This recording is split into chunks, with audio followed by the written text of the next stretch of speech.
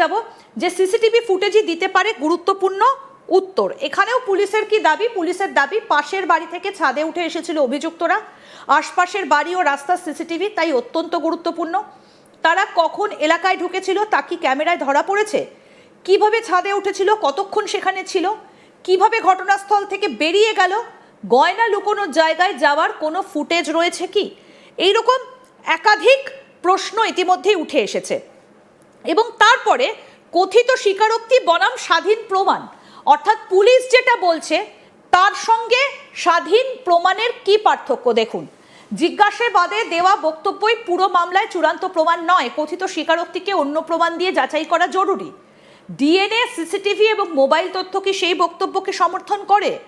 ময়না তদন্তের রিপোর্ট কি পুলিশের বয়ানের সঙ্গে মিলছে? স্বাধীন প্রমাণ যত শক্তিশালী হবে মামলাটাও তত বেশি বিশ্বাসযোগ্য হবে।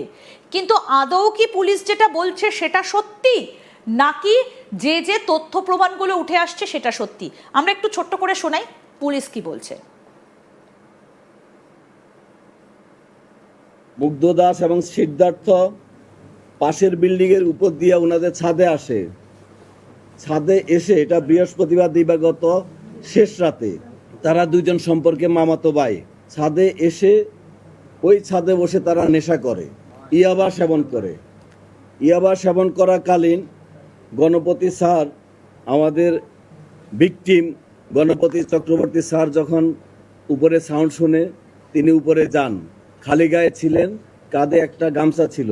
তিনি ওদেরকে ওনার ছাদে বসে আড্ডা দেওয়ার ব্যাপারে জিজ্ঞাসা করলে, চ্যালেঞ্জ করলে, ওই দুইজন খুনি, তারা যেটা আমি কথা বলেছি আসামিদের সাথে, আসামিরা তাদের পরিচয় প্রকাশ না করার জন্য, সমাজে তাদের যেন পরিচয় প্রকাশ না হয়ে যায়, তাৎক্ষণিকভাবে ওই স্যারের গলায় যে গামছাটা ছিল সেই গামছা দিয়ে পেঁচিয়ে উনাকে সেখানে হত্যা করেন। এটা কি বিশ্বাসযোগ্য শহীদুল দা? যাতে তাদের পরিচয় না প্রকাশ পেয়ে যায় সেই জন্য তাকে জানে শেষ করে দেওয়া হলো? আমি আমি ইন্দিরা আপনাকে দুটো তিনটা ছবি দেখাই। এই দেখুন, দেখা যাচ্ছে? হ্যাঁ, এটা বেডরুমের ছবি। ইনি গণপতি চক্রবর্তী। হ্যাঁ, তো ওনাকে ছাদে হত্যা করে ওরা কিভাবে লাশটা এখানে এনে রাখলো?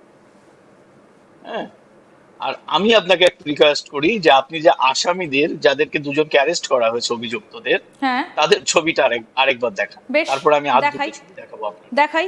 এই যে দেখান। এই যে এখানে একটু পোজ দেন, জাস্ট হ্যাঁ, বড় করে। এই ডান দিকের ছবিটা একটু থামান, এই হ্যাঁ, ডান দিকের ছবিটা একটু বড় করুন। হ্যাঁ, এই এখানে পোজ দিন। এই যে দেখুন, যে ছেলেটি, পুলিশের পোশাক পরা লোকটি যে ছেলেটিকে দেখাচ্ছে, দেখেছেন? এইবার এই ছবিটা দেখুন। এই শার্টটা আর এই শার্টটা কি একই শার্ট? দেখুন দাদা একটু যদি মোবাইলটা দেখা যাচ্ছে? সরান, আলো পড়ছে ছবিটার উপরে। হ্যাঁ, হ্যাঁ হ্যাঁ, এই যে এইবার দেখুন, এইবার দেখুন। একদম এই শার্টটা আর ওই শার্টটা কি একই শার্ট? কাছাকাছি, খুব কাছাকাছি, একই শার্ট, খুব একই শার্ট, কাছাকাছি নয়, একই শার্ট। এবং একদম। ইনি হ্যাঁ, হচ্ছে পুলিশ সদস্য। হ্যাঁ, ইনি হ্যাঁ, হচ্ছেন পুলিশ সদস্য। হুম, আরেকটি পরিষ্কার ছবি আপনাকে আমি দেখাচ্ছি। হুম, এই দেখুন, এই যে যখন ফরেনসিকের জন্য আলামত সংগ্রহ করা একদম হচ্ছিল, এখানে একদম বোঝা যাচ্ছে। এই ছবিটি দিয়ে দেখুন। তাহলে পুলিশের যে সদস্যটি আলামত সংগ্রহের জন্য গণপতি বাবুর বাড়িতে এলেন, সেই শার্টটি পরে পরের দিন আসামিকে কোর্টে তোলানো হলো। তো আমার কাছে মনে হয় না যে এই হত্যাকাণ্ডের যে মোটিভ চেঞ্জ করা হলো, বা চেঞ্জ করার জন্য যা এদেরকে অ্যারেস্ট করা হলো, এটি যে সাজানো নাটক, এটা প্রমাণ করার জন্য আমার কাছে মনে হয় না যে আমাদের আলোচনা কিন্তু করার দরকার এই আছে। প্রশ্ন তুলবে কে? বাংলাদেশে বসে এই প্রশ্ন তুলবে কে? বিচারটা দেবে কে? দেখুন, ঘটনা হচ্ছে যে, আমি তো আপনাকে বললাম যে বাংলাদেশে তো এই ঘটনা আজকে নতুন একটা ঘটনা নয়, ধারাবাহিকভাবে এই ঘটনা ঘটছে। আর গণপতি বাবু বা তার এই আহ পরিবারের সদস্যদের হত্যাকাণ্ড সেই ধারাবাহিক মিশনেরই পার্ট। তো এটি বাংলাদেশের সংখ্যালঘু হত্যাকাণ্ডের কোনো বিচার হয় না, এ যাবৎকাল হয়নি। হ্যাঁ, এ যাবৎকাল হয়নি, কারণ এটি যখন মামলা হয়, তদন্ত হয়, কোর্টে যায়, একসময় বিচার থেমে যায়। তো গণপতিবাবু হত্যাকাণ্ডের বিচার থেমে যেত যদি এই নাটকও তারা না করতো, তা কিছু হতো না। কিন্তু আলটিমেটলি যেটি করা হলো, যে প্রশ্নটি আমি শুরু করেছিলাম যে বক্তব্যটি দিয়ে, হুম। যে আলটিমেটলি এটা করা হচ্ছে বাংলাদেশি হিন্দুদের আওয়াজ থামানোর জন্য, যে হিন্দুদের মারাও হবে, হিন্দুদের ফাঁসানো হবে। এটি তারই প্রমাণ। আপনি দেখুন, এই শার্টটি ভালো করে দেখুন, যেটি আমি দেখালাম, যে ফরেনসিক রিপোর্ট সংগ্রহের জন্য পুলিশের একজন সদস্য যে হুম। শার্টটি পরে ঘটনাস্থলে ছিল, তার পরের দিন সেই একই শার্ট পরিয়ে আসামিকে হাজির করা হলো গণমাধ্যমের সামনে, এবং আসামিকে হাজির করা হলো আদালত। একদম। আইন শৃঙ্খলা নিয়ে বেশ কিছু বড় প্রশ্ন উঠে যাচ্ছে বাংলাদেশের। আমরা এবার দেখাই পরের গ্রাফিক্স, কি কি প্রশ্ন উঠছে আইন শৃঙ্খলা নিয়ে। আসুন দেখি। নিজের বাড়ির ভেতরে 4 জন শেষ হয়ে যাওয়ায় বড় আইন শৃঙ্খলার প্রশ্ন। একজন সংখ্যালঘু পরিবারের নিরাপত্তা নিয়ে আরও প্রশ্ন উঠছে। পরিবারের আগে কোনো হুমকি বা অভিযোগ ছিল কি?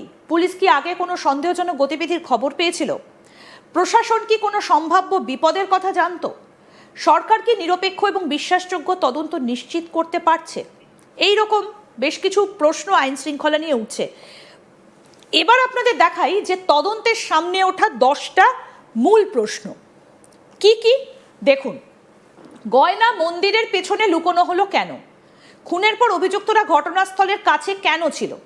অভিযুক্তদের শরীরে ধস্তাধস্তির চিহ্ন ছিল কি? ঘটনাস্থলে তাদের ডিএনএ বা আঙুলের ছাপ মিলেছে কি? নিহতদের শরীর বা পোশাকে তাদের ডিএনএ পাওয়া গেছে কি? সিসিটিভি কি পুলিশের বয়ানকে সমর্থন করছে? দেহ উদ্ধারের স্থান কি পুলিশের বলা ঘটনাক্রমের সঙ্গে মেলে? সম্ভাব্য হিংসা নিয়ে ফরেনসিক রিপোর্ট কি বলছে? উদ্ধার হওয়া গয়নার সঙ্গে অভিযুক্তদের সরাসরি যোগের প্রমাণ কি? কথিত স্বীকারোক্তির বাইরে আদালতের গ্রহণযোগ্য প্রমাণ কতটা?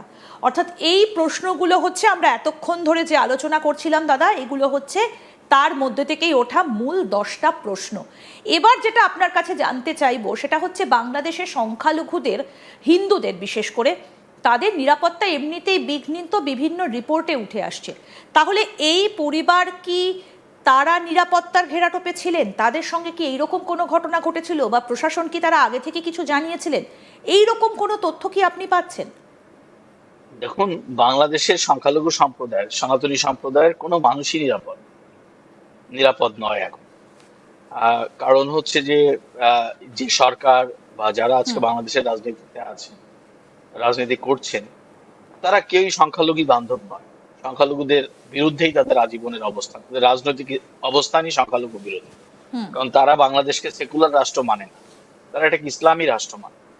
তো ইসলামী রাষ্ট্রে সংখ্যালঘুদের অধিকার থাকে না।